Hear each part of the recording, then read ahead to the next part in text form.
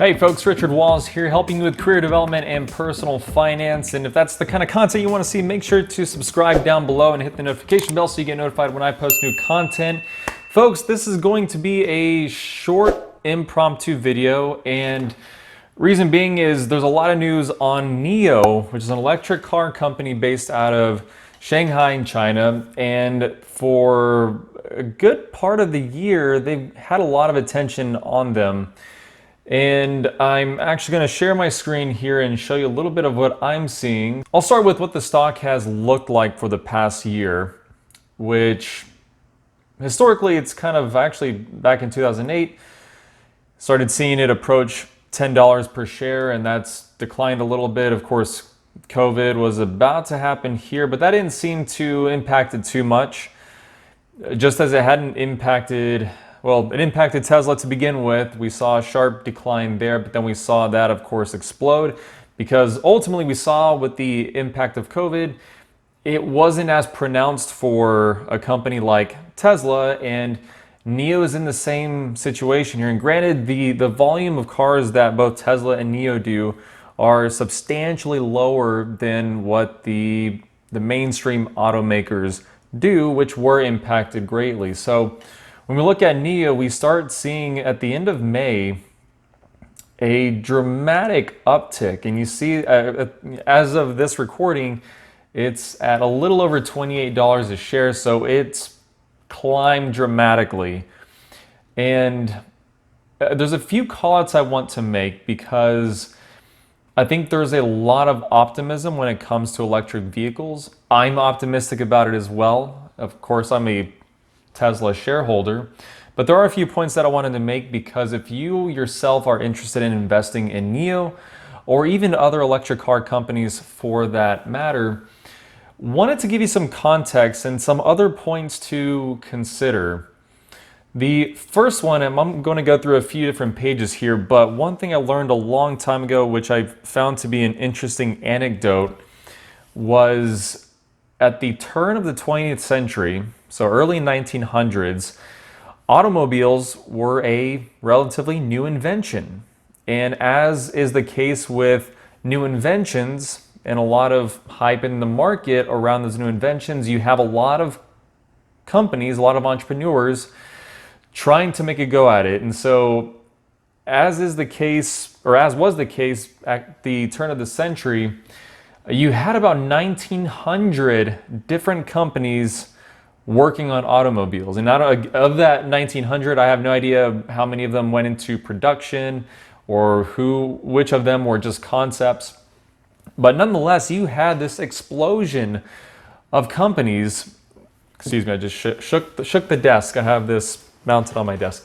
But there was an explosion of companies trying to get in this market. And imagine being an investor at that time. You're looking at all these companies and you're seeing this enthusiasm in this new market, and you see one company succeed and you see other companies possibly succeeding, and you want to try to capture the next best company that hasn't quite hit the mainstream or hasn't seen its value appreciate quite just yet. And the parallel here is that Tesla was the first automaker to make EVs popular. It was the first automaker, and you might argue that companies like Toyota or Chevy, they've produced electric vehicles as well. They weren't as well received. And had it not been for Tesla, we wouldn't see the same enthusiasm. And I would say that almost unequivocally. And so what's happening is because what we've seen with Tesla in the past year, where we've seen the stock price rise meteorically, I think a lot of people are trying to capture the next Tesla. And so as it stands, I mean, you have companies like Nikola, which has had its fair share of issues recently. You have Rivian, you have Lordstown, I believe it's Lordstown Motor Company based out of Ohio. So you have a number of companies that are in this space, and you have a lot of investors that might have missed, or at least believe that they've missed the Tesla boat. And so they're going to try to find another company that hasn't hit the same lofty valuations quite yet and hope to get in at a lower price. And I believe that is the case here with NIO. Now, what's different about NIO versus some of these other EV players is that they are already producing vehicles. They're already manufacturing. Some of them have not gone into the manufacturing or mainstream manufacturing, or manufacturing at scale, I should say. And NIO is starting to do that. They've started producing vehicles. They're selling. They're delivering. So that's a positive sign. These are not just concept cars. And the company itself has been around since 2014, so it's relatively new. And then when you compare that to Tesla, who's been around since 2003, fairly new company. And so the few points here is you've got a lot of players in the market. And if you're looking at NIO as a potential investment, just know that it is a gamble. And as a Tesla investor, whoops, sorry, I hit my microphone. But as a Tesla investor, or really as any Tesla investor should think about Tesla, it's quite risky. You have a risk of losing all your money. Of course, that is the case of any stock, but certainly with these newer companies that don't have solid financial standing, you can even look to the early 2000s with the dot-com boom and bust. Again, a lot of companies at that time, a lot of enthusiasm. Most of them fail. I would imagine in the case of EVs, there's going to be a lot of EV companies that, again, have a lot of articles written about them, a lot of headlines, a lot of optimism and enthusiasm. Many of them are going to fail. And I think when everyone's caught up in the hype, it's hard to imagine that there could be failures, but that is more often the case than not. And so when looking at NIO, know that there's a tremendous risk here. They're not financially stable, although the financials appear to be getting better, and I'll review that here in just a moment. Actually, I'll pull it up right now. In terms of income before tax, that situation's improving, at least quarter over quarter. I haven't looked in detail to prior years or prior quarters, but this would suggest that they're doing better over time. They are getting a lot more investment. I know there was a bailout of sorts that happened in 2019. And I'll get to that in here just a minute. Here's one article that I would recommend you read. Sorry, it's this one right here. Let me make sure I'm on the right one. It's actually on The Verge. And it talks a little bit about the bailout that happened last year. $1 billion bailout from one of the local governments in China. And so it seems that about 24% of NIO is owned by, either directly or indirectly the government. And so they also, because of that, have voting rights. And again, I don't think it's a case necessarily that the government's going to step in and start taking control and telling them what to do. But it's anytime you have, in my opinion, anytime you have more government intervention or more government influence into what a company does or how they run the company, there's always the risk that it becomes less efficient. Again, in my view, you might have a different opinion on that, but nonetheless, 24% ownership there. And the other part of it also is the manufacturing is all in China. And as a risk factor, they're trying to sell in Europe, they're trying to sell in the US as well. But one of the risk factors here is that if tariffs are still what they are today, if they get more aggressive, or if trade relations deteriorate between the US and China even more than they are today, that's a risk. Of course, they can still sell in China, obviously. There's a massive market there, so that's not necessarily an issue, but as a global company, you want to have the option, you want to be able to sell into US, which would be one of the biggest markets in the world, of course. And that's kind of the big point here. And I'll pop up a Forbes article that I just read a moment ago as to why it's not too late to buy. Now, a few details here. Sales are soaring, and I'm a little bit torn. A lot of these headlines and a lot of the articles are written almost sensationally.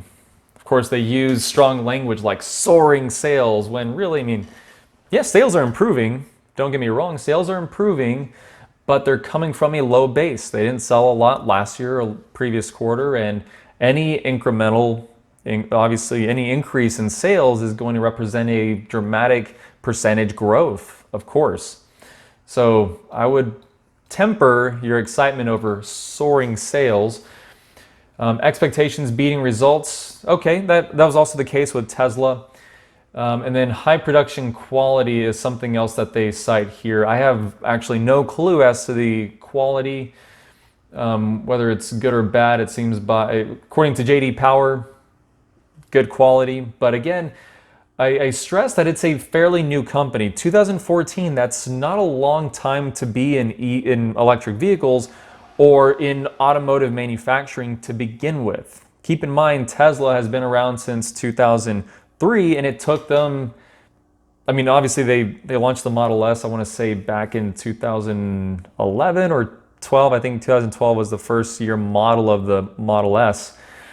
So it took them that long to get to that vehicle, but really with the Model 3 and all the manufacturing challenges that they ran into, it's not a simple proposition to stand up a vehicle manufacturing operation.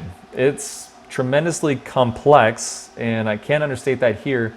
And for me to look at this company, and I think I want to say they outsourced their manufacturing to another company that does have experience in automotive manufacturing.